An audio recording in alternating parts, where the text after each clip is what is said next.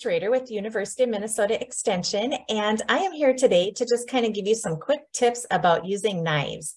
And first of all, I just want to tell you a little bit about some of the different knives. One of the knives that you're quite common is a common knife is the smaller paring knife. And this one works really good for doing small little items that you might be doing in the kitchen or for paring some different things. It's a knife that you use quite a bit, but there's actually a knife that you should be using more. A lot of people tend to gravitate towards this one because it's little and they know how to use it. But what actually works a little bit better is if you go ahead and use a chef's knife. Some people get scared of this one because it's quite a bit larger. But if you know how to use it correctly, it can really save you a lot of time in the kitchen and help you just work more efficiently. So we're going to talk a little bit more about this knife in just a moment. Another type of knife that you probably have in your kitchen is a serrated knife. And this is one that you can see here is kind of jagged on the bottom. And that allows you to cut through things that have maybe a thinner skin or like a bread crust that's a little, kind of like firmer, or, it crumples a little bit. It's harder to cut. So by having these little jags in there, there's more opportunities for it to catch and help cut. So that really works well. So a lot of people say if you have these three knives in your kitchen, you really pretty much have everything that you need. There's also things such as, like a meat knife, a cleaver, a variety of other different things, but these are kind of your main ones that you have. Another knife that I really like that came in my set of knives when I first got it, and I was thinking like, that's really kind of a waste. I don't need to take up kitchen space, but it's probably one knife I really like almost the most in my kitchen. And it's a tomato knife. And it's kind of a combination of the paring knife and the serrated knife. It has little teeny tiny ridges on the bottom. So it's designed to really cut through things like tomato skins really easily. And I've just found I really like this for things like the tomatoes, strawberries, grapes, things with those fine skins. It works really good. So my sister was over at our house not too long ago, and she didn't have a tomato knife, and she used it on cutting tomatoes, and she just absolutely loved it. So I got her that for her birthday because it was tomato season and it seemed really great. And she's now really learned to like that too. So that's just a little bit about some of the different types of knives. And you really do find what works well for you and things. But like I said, I want to tell you a little bit more about the chef's knife because this is one that works really well and can save you time.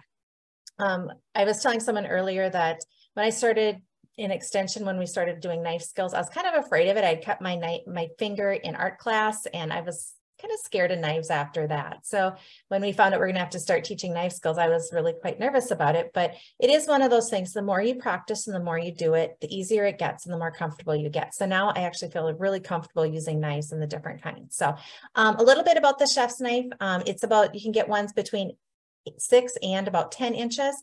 You kind of see if you have big hands, you might want a little bigger one. If you have a smaller hand, you might want a smaller one and things. So when you hold a chef's knife, the one thing you want to keep in mind is you want to have a firm grip on it and that you're on both sides. If you want to get a little better leverage on the knife, you can extend your finger and your thumb a little bit past the handle onto the blade, and that can help give you a little bit more leverage. The one thing you don't want to do though is, put your finger up here, because especially if you're going to do a lot of cutting, that can really kind of hurt your wrist. Even right now, I can kind of feel it pulling in the wrist. So you definitely want to keep your fingers tight on the handle or just a little bit onto the blade itself. Okay.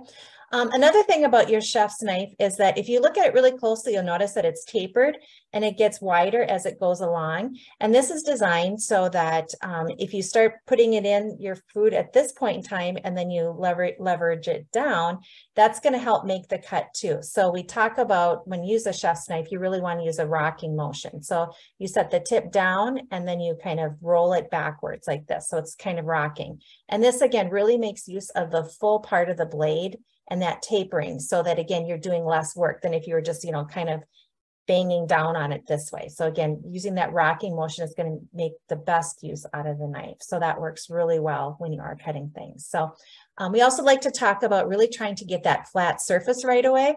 So if you have like a potato or a carrot that's round and you're trying to cut it while it's round, it's kind of rolling all over the place. And again, it's not really efficient. So the first cut you're going to want to make is really to try and get it to the flat side. So like with a potato, putting it down in between and then just leveraging it down, cutting it, and then you have that flat surface, and then put that on the bottom, and then you can cut it again and get another flat surface, and then you can put it into your slices. So that works well. So flat is always really good with that. So again, it's a lot of times it really is just taking the practice and learning the different skills with it. If you watch a chef on television, they go really, really fast, but you have to remember they've had years of experience working with it and have been professionally trained. So don't try and be like the chef right away, because that's a lot of times how accidents happen if you try and go too fast. One thing we talk about is trying to really keep a claw hand on your holding hand. So you have your hand that's holding the knife and then the other one. So if you keep a claw hand, you kind of, if you bend your fingers back, you'll notice you kind of get a flat surface right here. And this is what you want to kind of use as your guide. And when you do that, your fingernails or your fingertips are automatically curled back. So then you don't have to worry about accidentally slicing them. Because if you're holding something like this, then it's really easy if you're chopping like this to get your fingertips. But if you curl them back and you kind of use this as your guide, there's no way you're going to get your fingertips because they're hidden underneath there. So that's another really good tip to kind of keep that claw motion. And it's something you can even start to teach children when they're really young is, you know, even if they're using a child-safe knife, just to get them in the habit of, you know, keeping your fingers curled back. And that way, when they do graduate up to a sharper knife, they already know that skill of how to keep it back. So those were just a couple quick things I wanted to share with you about knives. I'm going to share my screen here. And while I'm doing that, let's see this.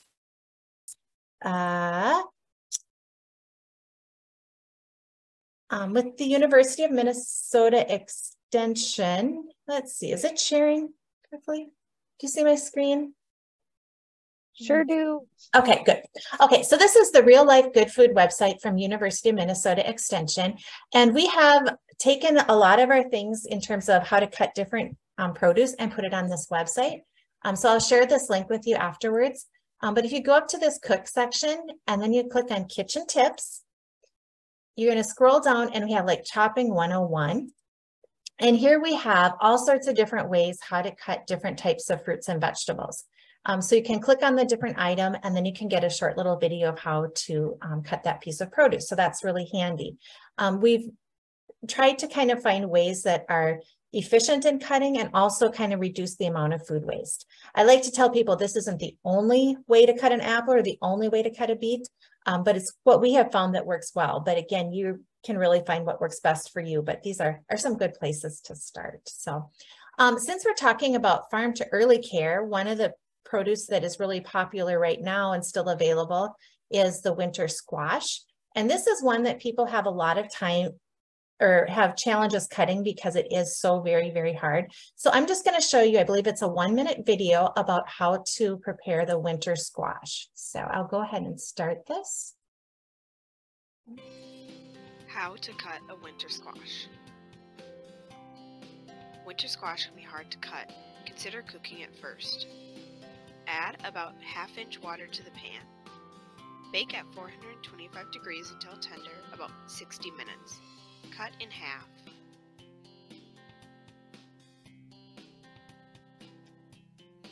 Scrape out the seeds.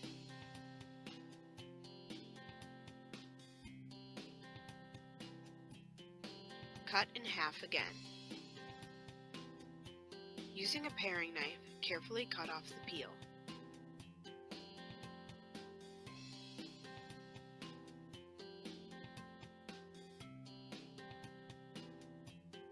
Cut into desired thickness.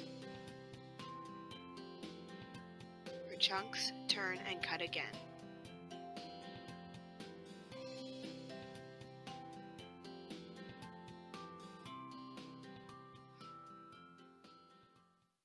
Ready to use.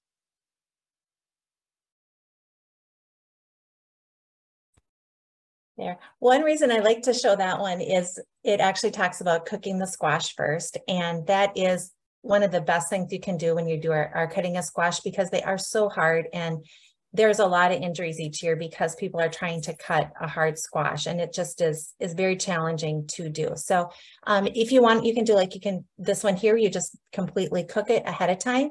Or if you like, I really like butternut squash and I like to roast it into like the little cubes.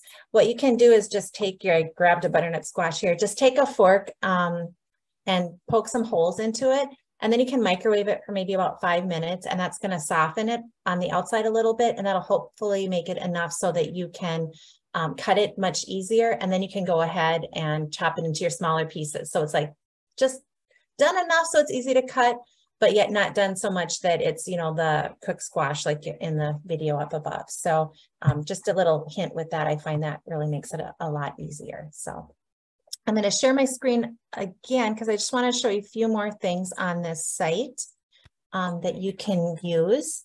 Let's see, exit out of here. They have a recipe section on here, so you can go to recipes. And the thing I like about this one is you can scroll through by like different food groups and see what, you know, if you want a salad, you can get the different ideas for a salad. But I also like this feature. You can go here and you can put in the keyword. So if you're looking for a recipe with squash, you can just put squash into the keyword, search for it, and then you'll get some different squash recipes.